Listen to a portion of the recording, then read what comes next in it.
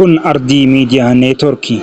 Hangafoota oduu dursuudhaan oduu har'aaf qabannee isin biraan geenya.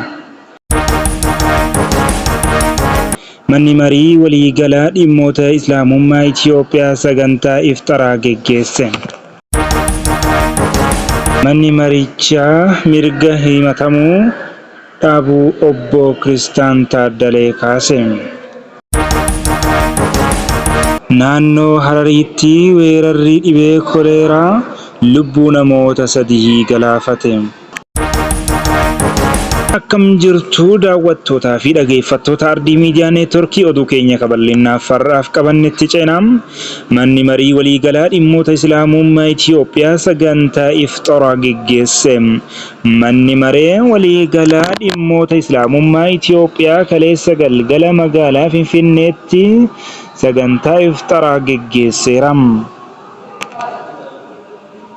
Sagantaa kanarratti pirezidaantiin mana marii waliigalaa dhimmoota Islaamummaa Itiyoophiyaa Sheek Ibraahim Tufaa, aanga'oota mootummaa, dippiloomaatotaa fi ambaasaadarota dabalatee keessummoota garaagaraa argamaniiru.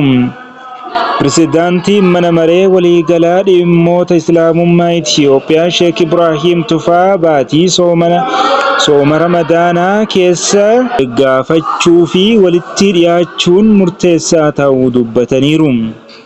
Kana malees hawaasni musliimaa baatii Ramadaanaa namoota rakkatan gargaaruun kan wal dhabe araarsuun hojiiwwan gaggaarii hojjechuun dabarsuu akka qaban dhaamaniiru. Oduu biraan immoo manni marichaa mirga himatamuu dhabuu obbo Kiristaan Taaddalaa kaase. Manni maree bakka bu'oota uummataa yaa'ii idilee 17ffaa har'a geggeessaa jiruun mirga himatamuu dhabuu obbo Kiristaan Taaddalaa kaase. Miseensa mana maree bakka bu'oota uummataa kan ta'an obbo Kiristaan rakkoo nageenyaa naannoo Amaaraa keessatti mudateen wal qabatee baatii hagayyaa 2023 akka lakkoofsa Awurooppaatti kaasee to'annoo jala ooluu isaanii ni yaadatama. Naannoo Harariitti weerarri dhibee koleeraa lubbuu namoota 3 galaafate. Weerara koleeraa naannoo Hararii fi aanaalee Oromiyaa waldaangeessanitti mudateen guyyoota muraasa keessatti lubbuun namoota 3 darbuu fi namoonni 70 ol ta'an dhibee kanaan qabamuu biiroon fayyaa naannoo Hararii beeksise. Hoogganaan biirichaa Yaasiin Abdullaahii